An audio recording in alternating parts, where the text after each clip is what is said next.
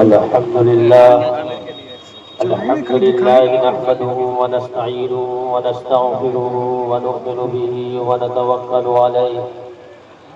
ونعوذ بالله من شرور أنفسنا ومن سيئات أعمالنا من يهده الله فلا مضل له ومن يضلله فلا هادي له ونشهد أن لا إله إلا الله وحده لا شريك له ونشهد أن سيدنا ومولانا محمدا عبده ورسوله أما بعد فأعوذ بالله من الشيطان الرجيم بسم الله الرحمن الرحيم إنا أعطيناك الكوثر فصل لربك وانحر إن شانئك هو الأبتر وقال النبي صلى الله عليه وسلم من وجد ساعة لأن يضحي فلم يضحي فلا يحضر مصلانا وقال النبي صلى الله عليه وسلم ما عمل ابن آدم من عمل يوم النحر أحب إلى الله من إهراق الدم وإنه ليأتي يوم القيامة بقرونها وأشعارها وأظلافها وإن الدم ليقع من الله بمكان قبل أن يقع بالأرض فطيبوا بها نفسا الله أكبر الله أكبر لا إله إلا الله والله أكبر الله أكبر ولله الحمد أو كما قال صلی اللہ علیہ وسلم۔ بقرعید کی نماز شروع ہونے کے لیے صرف 10 سے 12 منٹ باقی ہیں۔ وقت کی پوری پابندی کی جائے گی اور اعلان شدہ وقت کے مطابق ہی نماز ادا کی جائے گی، اور اس سلسلے میں ہمارا دین، ہمارا مذہب آپسی اتحاد، اتفاق، فریب، محبت، خیر سگالی، ہمدردی، رواداری، عدل اور انصاف کے ساتھ ہی خوشی منانے کی اجازت دیتا ہے اور غم منانے کی اجازت دیتا ہے۔ ہم اور آپ جس نے لا الہ الا اللہ محمد رسول اللہ صلی اللہ علیہ وسلم کا اقرار کیا، اس کی خوشی بھی آزاد نہیں ہے اور اس کا غم بھی آزاد نہیں ہے، بلکہ شریعت کی پابندی اور شریعت کے مطابق زندگی گزارنا اور ایام خوشی اور ایام غم کو منانا، یہ ہمیں ہمارا مذہب سب سے پہلے اس کی تعلیم دیتا ہے۔ ہم خوشی کی حالت میں بھی اپنے پڑوسیوں کے ساتھ اور اپنے رہنے سہنے والوں کے ساتھ، ملنے جلنے والوں کے ساتھ مبارکبادیاں پیش کرتے ہیں، اور ساتھ ساتھ اللہ نہ کرے غم کے حالات آئیں تو اس پر بھی ہم اسے دلاسا اور صبر کی تلقین کرتے ہیں۔ یہ مذہب اسلام کا بہت ہی بڑا رائے امتیاز ہے اور مذہب اسلام کے لیے بہت بڑا پیغام اور مژدہ ہے تمام انسانیت جو آباد ہوئی اس روئے زمین پر، تمام لوگوں کے لیے۔ آقا دو جہاں محمد عربی صلی اللہ علیہ وسلم ارشاد فرماتے ہیں، المسلم من سلم المسلمون من لسانہ ویدہ، مسلمان تو بس وہ ہے جس کے ہاتھ سے اور اس کی زبان سے دوسرے محفوظ رہیں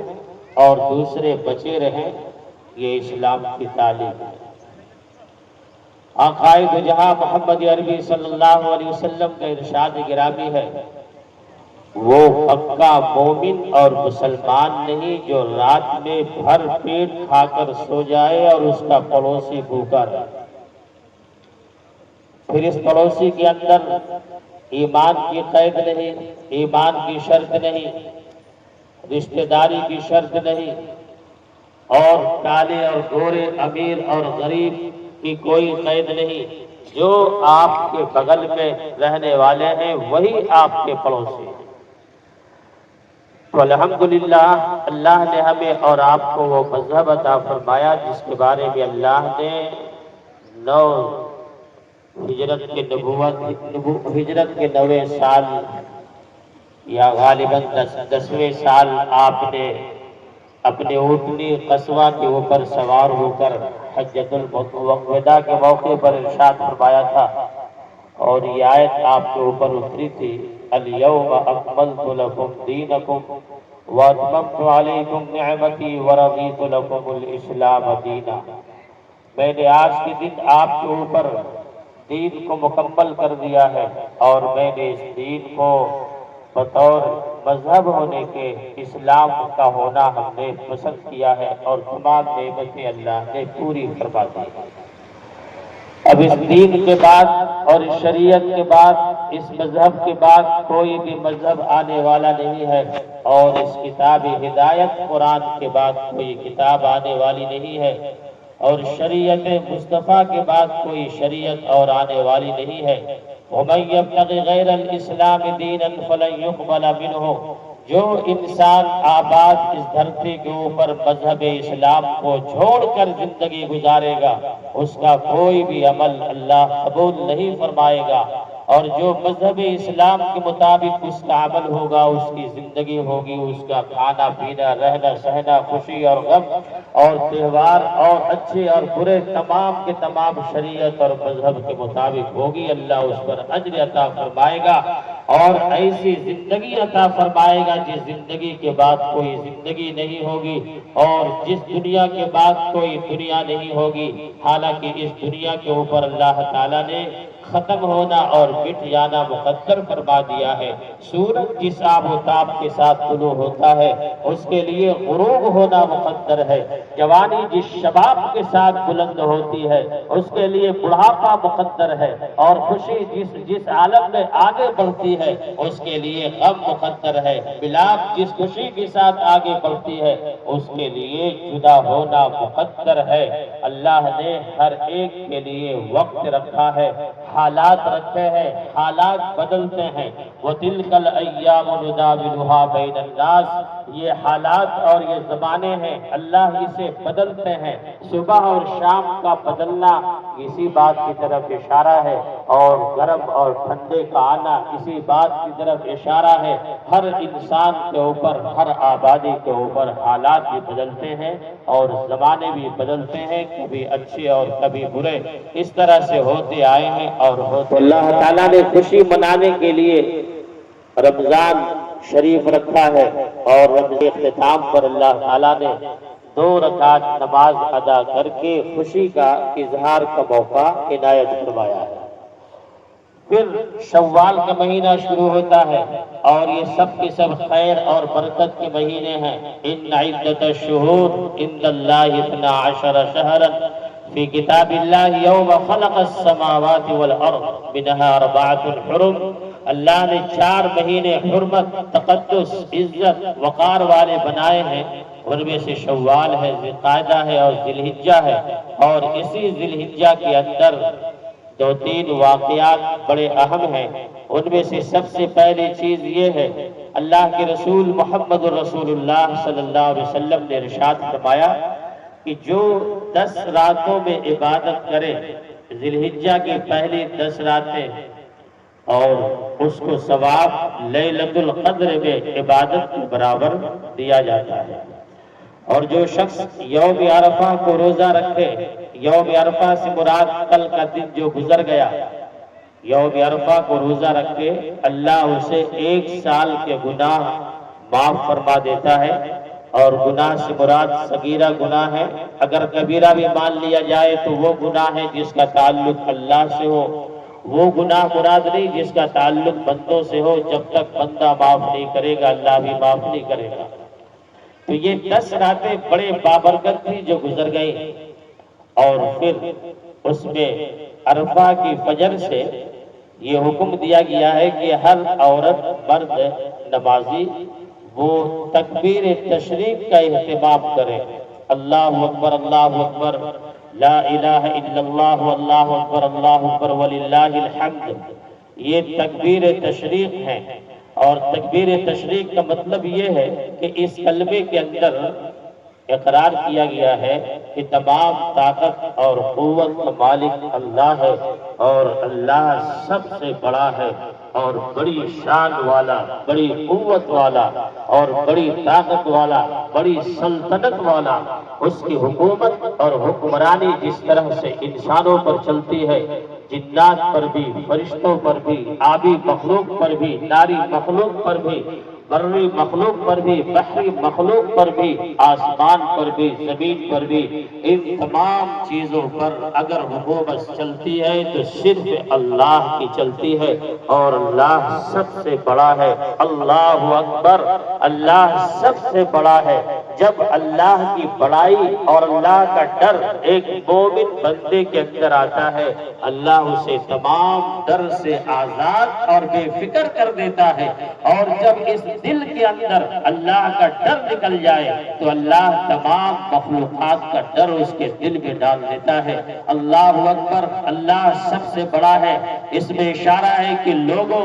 اگر ڈرنا ہے تو صرف اللہ سے ڈرو، وہی ڈرنے کے لائق ہے۔ اگر ڈرنا ہے تو صرف اللہ سے ڈرو، وہی ڈرنے کے لائق ہے۔ وہی زندگی دیتا ہے، وہی موت دیتا ہے، وہی صبح اور شام کا نظام چلاتا ہے، وہی بیماریاں لاتا ہے اور وہی شفا دیتا ہے، وہی اولاد دیتا ہے اور وہی اولاد سے محروم کر دیتا ہے، وہی موت دیتا ہے، وہی زندگی دیتا ہے، اور وہی تمام خوشیاں بھی لاتا ہے جو خود موت سے پاک ہے، اور تمام مخلوقات کو موت کی وادیوں میں ڈھکیل دیتا ہے، جو تمام غموں سے پاک ہے اور تمام مخلوقات کو غم کے سمندر میں ڈبا دیتا ہے، جو تمام حالات سے پاک ہے اور تمام انسانوں کو حالات میں مبتلا کرتا ہے۔ آواز دیکھ رہے ہیں، آواز زیادہ ہے۔ تو بھائیو، بزرگ اور دوستو، ایک چیز تو یہ ہے کہ اس 10 راتوں میں اللہ کی عبادت کرنی چاہیے، بندگی کرنی چاہیے، اور پھر تکبیر تشریق کا اہتمام کرنا چاہیے۔ اور ایک دوسرا مسئلہ، 9 تاریخ کی فجر سے لے کر 13 تاریخ کی عصر کی نماز تک ہر مرد عورت جو نماز پڑھتے ہوں اس کے لیے، مردوں کے لیے زور سے، عورتوں کے لیے آہستہ، یہ تکبیر تشریق اللہ اکبر اللہ اکبر، لا الہ الا اللہ واللہ اکبر اللہ اکبر وللہ الحمد، یہ پڑھنا واجب ہے اور ضروری ہے۔ یہ پڑھنا واجب اور ضروری ہے ہر فرض نمازوں کے بعد، اور اگر نہ پڑھ سکیں تو بعد میں اس کا اعادہ کر لیں، لوٹا لیں۔ اس کے علاوہ چلتے پھرتے، وضو بے وضو، لیٹے ہوئے، سوئے ہوئے آپ پڑھ سکتے ہیں، آپ کو ثواب ملے گا، اور زبان پر آپ جتنا اس کا ورد رکھیں گے اس کا اثر جو ہے دل کے اوپر پڑے گا، اور دل کے اندر اللہ کی بڑائی اور اس کی کبریائی پیدا ہوگی۔ تو ایک چیز یہ، دوسری چیز، 9 تاریخ کو یوم عرفات منائے جاتے ہیں، اور تمام دنیا سے آئے ہوئے، اس سال تقریباً 30 لاکھ کی آبادی ہے بیت اللہ شریف میں، اور تمام انسانیت حج کے لیے، بیت اللہ کی زیارت کے لیے آئے ہوئے ہیں۔ اللہ تعالی ہمیں بھی آپ کو بھی پہنچنے کی توفیق عطا فرمائے۔ تو 9 ذی الحجہ کو وقوف عرفہ کیا جاتا ہے، اور پھر 10 ذی الحجہ کو وہاں سے روانگی ہوتی ہے، 11-12 کو حج مکمل ہوتا ہے۔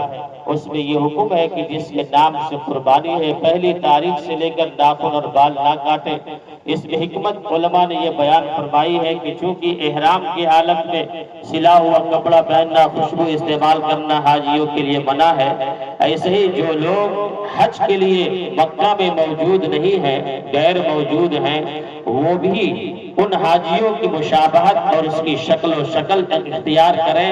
اللہ تعالیٰ کچھ رحمت کی چھینٹیں ان لوگوں پر بھی برسانا چاہتے ہیں جو بیت اللہ کی زیارت کے لیے مکہ میں آئے کا خیال کریں اور اس کا اہتمام کریں۔ تو یہ 2 چیزیں ہوئی، اور تیسری چیز ہے، اسی 10 تاریخ کو ایک یادگار کے طور پر سیدنا ابراہیم علیہ السلام نے اللہ کے دربار میں سب سے قیمتی نذرانے کو اور سب سے قیمتی شے کو اللہ کی بارگاہ میں پیش کیا تھا۔ حضرت ابراہیم علیہ السلام خواب دیکھتے ہیں کہ میں اپنے اولاد کو ذبح کر رہا ہوں، آپ نے یہ مشورہ کیا اپنے بیٹے سے، یا ابت افعل ما تؤمر ستجدنی انشاءاللہ من الصابرین، ابا جو آپ کو حکم ملا ہے وہ کریے۔ حضرت ابراہیم علیہ السلام بنا کے وادی میں اپنے لخت جگر کو لٹا کر اللہ کے حکم کو پورا کرنے کے لیے چھری چلاتے ہیں، پر اللہ کی مرضی یہ ہوتی ہے اسماعیل بچتے ہیں اور اس کی جگہ پر جنت کا میڈھا ذبح ہوتا ہے، اور ابراہیم علیہ السلام کو حکم ہوتا ہے تو نے اس امتحان میں بڑی کامیابی دی ہے، لہذا یہ تحفہ قبول کر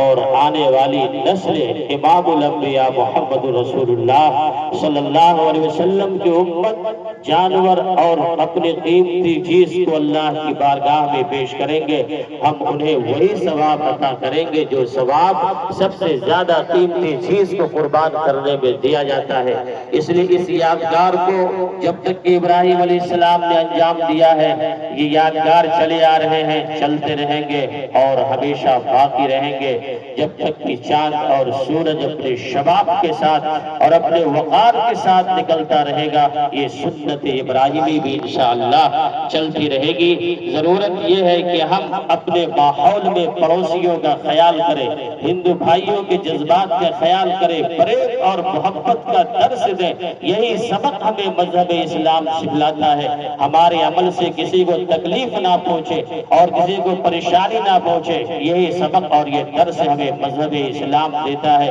لہذا ہر خوشی کے موقع پر ہمیں یہ بھی سبق ملتا ہے کہ ہمیں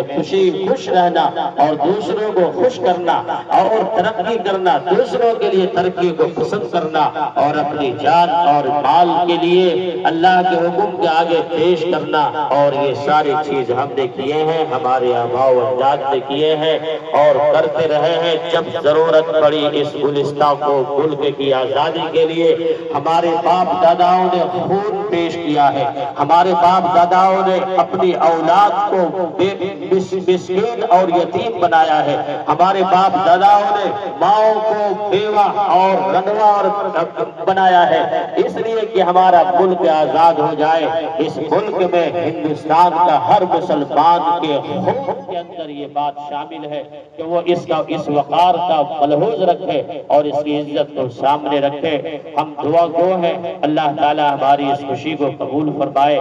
اور آپ کے لیے بھی اور تمام انسانیت جو آباد ہے ان کے لیے بھی اللہ اس کو قبول فرمائے، اخلاص کی دولت سے مالا مال فرمائے۔ اللہ عمل کی توفیق دے۔ نماز کیسے پڑھی جائے گی آپ تو سب لوگ جانتے ہی ہیں، جب جانتے ہیں تو کھڑے ہو جائیے، اگر نہیں جانتے ہیں تو سن لیجئے، آپ کہیں گے بتائیں گے تو ذلت ہوگی، رسوائی ہوگی، اس لیے بہتر ہے کھڑے ہی ہو جائیے، ہے نا؟ صفوں کو سیدھی کر لیں۔